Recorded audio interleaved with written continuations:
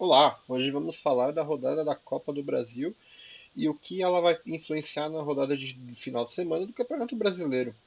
Para começar, já temos pelo menos entre os 16 das oitavas de finais, seis times nordestinos: Bahia, Vitória, Juazeirense, Fortaleza, CRB e, e o ABC de Natal. Seis times nordestinos, alguns com classificações já esperadas. Outros nem tanto, caso do ABC e do CRB, além do próprio Vitória. E essa rodada da Copa do Brasil, ela expõe muitas situações, ela expõe a fragilidade de alguns times que terão daqui a um mês disputas pelo Libertadores e expõe também que alguns times estão sem convicção no seu trabalho, como por exemplo, o Internacional. O Internacional de Miguel Angel Ramírez, agora ex-treinador, que venceu na Bahia e perdeu no Beira-Rio. Assisti o jogo, o Vitória começou a acreditar mais no jogo quando, quando o Internacional ficou com 10 jogadores. Agora, lamentável a falta de elenco de um time levar a escalar um jogador de base num torneio desses. Ponto negativo para a diretoria, que para mim não tinha moral nenhuma de demitir o Angel Ramírez. A classificação do CRB foi heróica, muito heróica, porque abriu o placar com 5 minutos de jogo e foi um bombardeio do Palmeiras. Eu pensei, ao assistir o jogo também, que o Palmeiras reverteria a situação facilmente. Não foi o que aconteceu. O Palmeiras precisa rever algumas coisas. Em especial, se tem realmente o melhor elenco do futebol brasileiro. Eu ainda acho que tem um elenco muito bom, mas está pedindo reforços há muito tempo. E eu acho que entre aspas, negativa da direção Alviverde em não trazer esses reforços para o Abel Ferreira desgasta a relação treinador-direção. O Abel Ferreira, eu acho que na primeira proposta razoável da Europa se manda. Apesar que para mim ele continua, vai ficar no Brasil até o final do ano.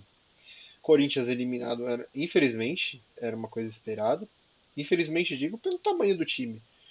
O Corinthians, com todo respeito ao Atlético, não pode esperar ser eliminado pelo Atlético Goianiense na Copa do Brasil. Não pode.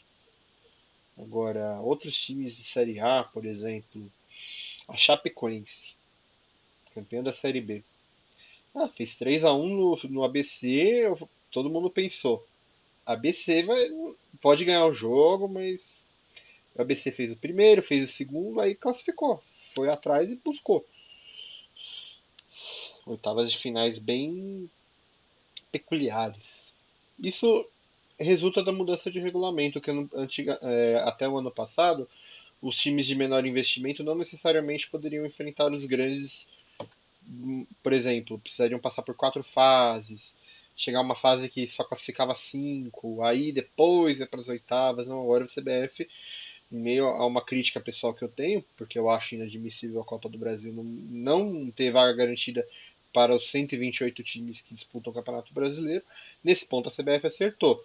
Trouxe um tempero a mais e trouxe a chance para times como o próprio 4 de julho, que foi jogar no Morumbi, a Juazeirense, que jogou no Mineirão, o Clube do Reno, que é um clube conhecido de camisa, forte na região norte, mas que há muito tempo não enfrentava um dos 12 grandes. Enfrentou o Atlético Mineiro, foi derrotado, era esperado, mas eu acredito numa boa Série B, por exemplo, dos remistas. Mas as classificações, até onde elas impactam? Vamos ver a rodada do Campeonato Brasileiro? Primeiramente, vamos passar pelos resultados da Copa do Brasil.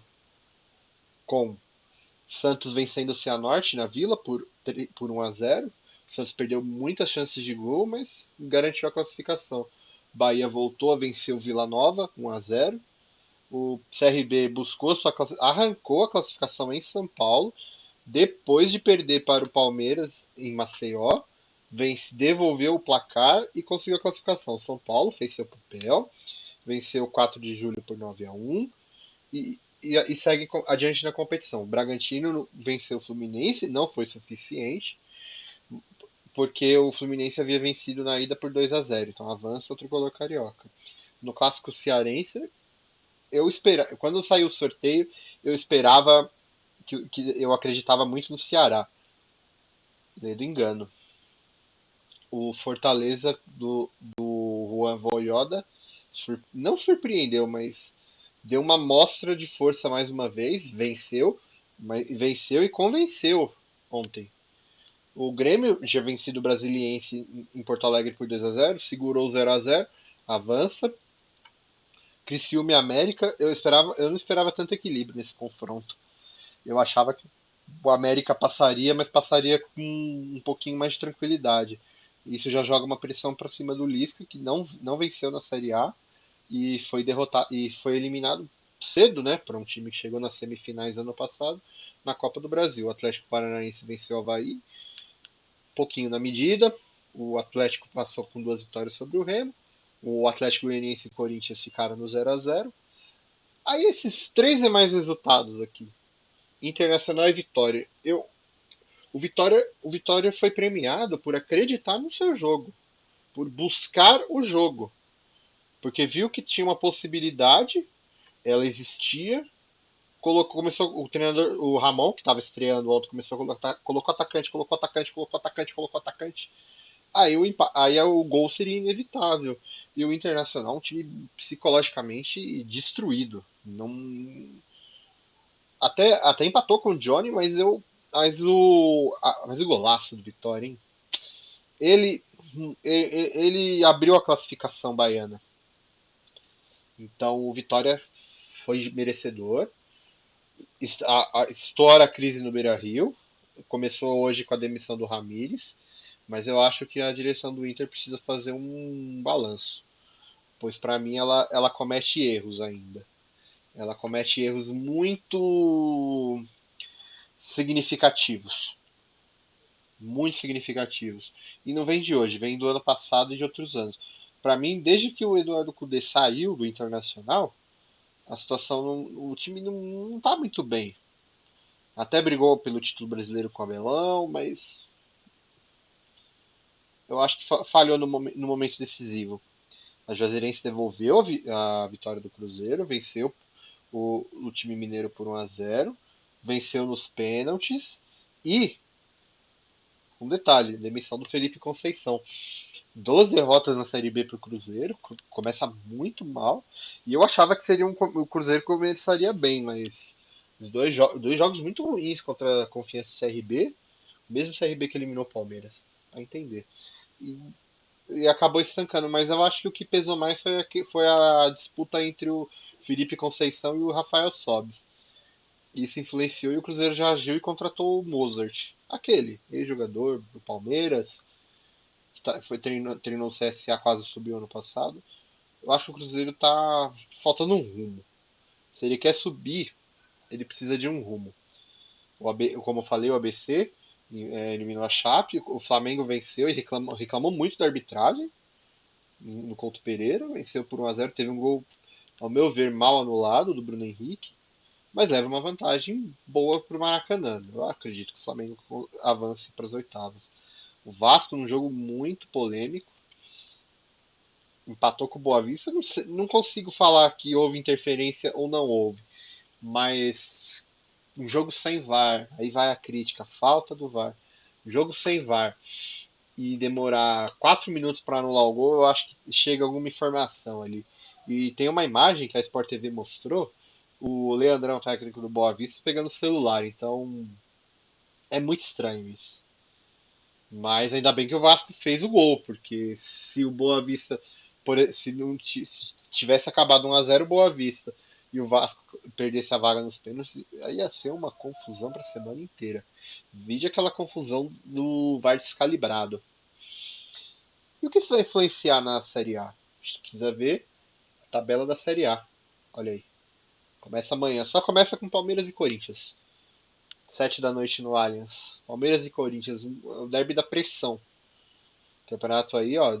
No lado esquerdo você vê a tabela. Essa é a tabela do GE. Globo. Fortaleza e os Atléticos do Paraná e de Goiás são os únicos times com 100%. Bragantino, Bahia e Fluminense têm uma vitória e um empate. Aí vem Palmeiras, Flamengo, Atlético Mineiro, uma vitória e uma derrota, Corinthians. Na verdade, o Flamengo só fez um jogo, porque teve um jogo adiado contra o Grêmio por conta das data FIFA. Ceará também, uma vitória e uma derrota. Santos, uma vitória e uma derrota. Aí a turma que empatou e perdeu. Cuiabá, Sport, São Paulo, Juventude e Inter. O Inter não só perdeu, o Inter foi goleado pelo Fortaleza.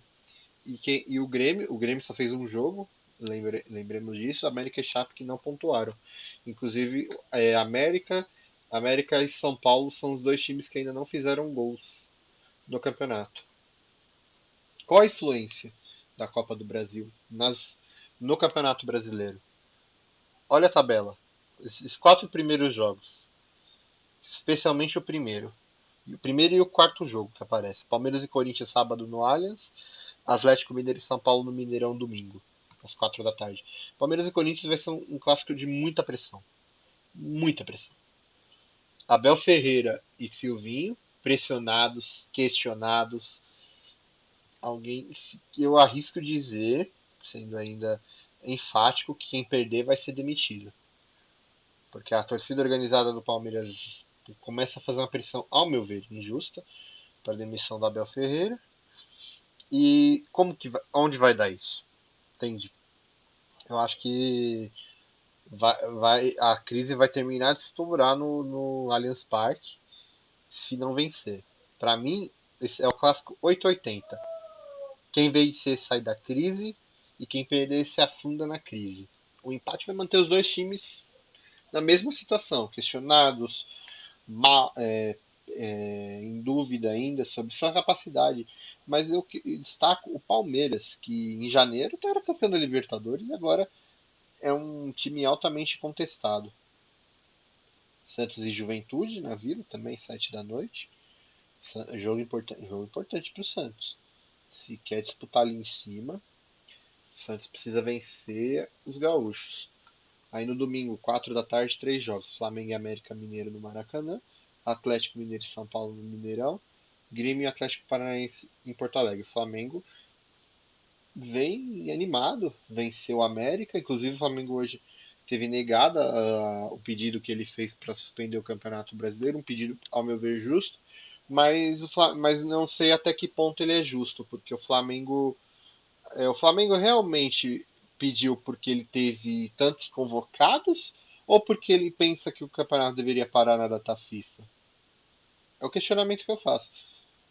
A postura do time rubro-negro deveria vir à tona nesse caso, né? O Grêmio Atlético Paranaense, os dois se classificaram no meio de semana na Copa do Brasil. O Atlético já venceu no campeonato. Inclusive, o Atlético Paranaense tem duas vitórias no campeonato. O Grêmio que ainda não venceu, mas só fez um jogo. O Grêmio O Grêmio do Thiago Nunes ele tá se mostrando um time que tá encaixando rápido e chutaram o Thiago Nunes do Corinthians, hein? Vai entender.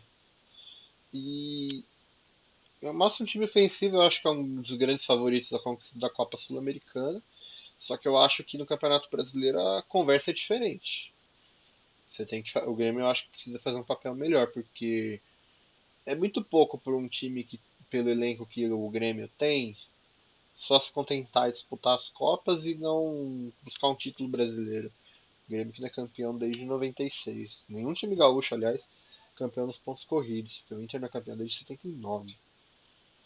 Então, é muito. É peculiar a situação do Grêmio. Aí em Pituaçu, Bahia Internacional. Inter pressionado, pressionado, pressionado. O Bahia vai animado, classificou na Copa do Brasil, venceu contundente o Santos, teve um jogo bem aberto com o Bragantino, empatou em 3-3. A tendência é vitória do Bahia nesse jogo, né? Vamos dar uns pitacos daqui a pouquinho e eu falo o que eu acho que vai acontecer. Aí quatro jogos às 8h30 da noite. Além desse Bahia Internacional, Fortaleza Sport, Bragantino e Fluminense, reedição das 16 avos da Copa do Brasil, Chapecoense e Ceará em Chapecó. Jogos equilibrados até. Fortaleza eu acho que deve vencer o Sport. tá? O Sport para mim é um sério candidato a rebaixamento. Bragantino e Fluminense vai ser um jogo bem equilibrado, hein? Os dois times foram muito equilibrados na Copa do Brasil, no confronto deles na Copa do Brasil.